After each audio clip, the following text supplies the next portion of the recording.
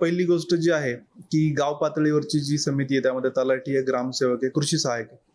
तर यांनी मिळून सुरुवातीला जो अर्ज येईल त्याची छाननी करायची.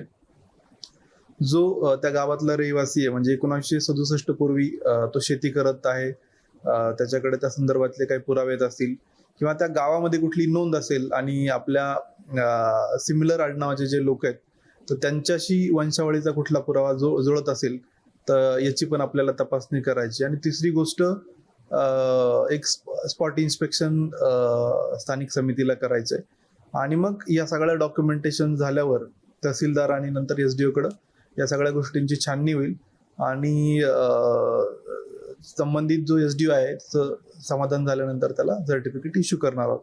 तर यासोबत म्हणजे याबाबत आमची कारवाई चालू झालेली आहे आणि आजच्या ट्रेनिंग नंतर सोमवारपासून जे काही ऍप्लिकेशन्स येतील तर ते युद्ध पातळीवर डिस्पोज करण्याचं नियोजन आमचं आहे. स्थानिक लेवलला आपलं रुटीन जी प्रक्रिया आहे त्याच्यामध्ये संबंधित व्यक्ती हा डायरेक्ट अप्लाय करतो रेव्हेन्यूकडे, पण याच्यामध्ये ऍडिशनली आम्ही कृषी सहाय्यक, ग्रामसेवक आणि तलाठी अशी स्थानिक समिती केलेली आहे आणि यांच्याकडे पहिल्यांदा त्या सगळ्या डॉक्युमेंटची छाननी होणार आहे. तर ही पहिली पायरी आहे आणि त्यानंतर मग आमच्या तालुकास्तरीय समितीकडे ते डॉक्युमेंट येणार आहे. त्याच्यामध्ये बेसिक आहे की आपल्याकडं गॅझेटमध्ये आपल्याकडे तेव्हा 6 तालुके होते आणि 6 तालुक्यामध्ये कुणबी पॉप्युलेशन आहे असं त्यात लिहिलेलं आहे.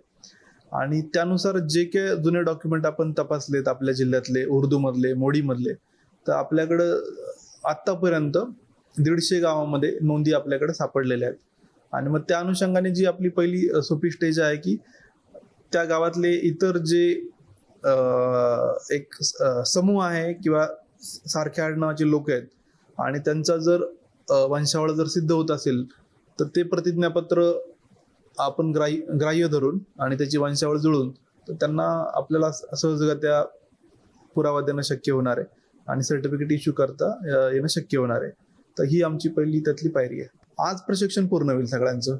यामध्ये सर्व तलाठी आपण बोलवलेले, सर्व आपला क्लेरिकल स्टाफ आहे तो बोलवलेला आहे आणि जिल्हा स्तरावरील अधिकारी आहेत ते पण अटेंड स्पेशली आपण डेप्युट केलेत प्रत्येक सब डिव्हिजन मध्ये, तेही हे करतायत.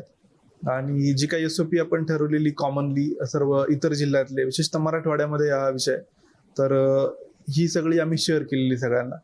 आणि याच्यामध्ये एक स्पेशल सेलच आपण SDO ऑफिसला बनवतोय. तर त्या स्पेशल सेलच्या अनुषंगाने रुटीन ज्या म्हणजे इतर फास्ट प्रायोरिटीवर आपण याला ट्रीट करतोय. जे काही इश्यूज असतील ते लवकर डिस्पोजल होण्यासाठी.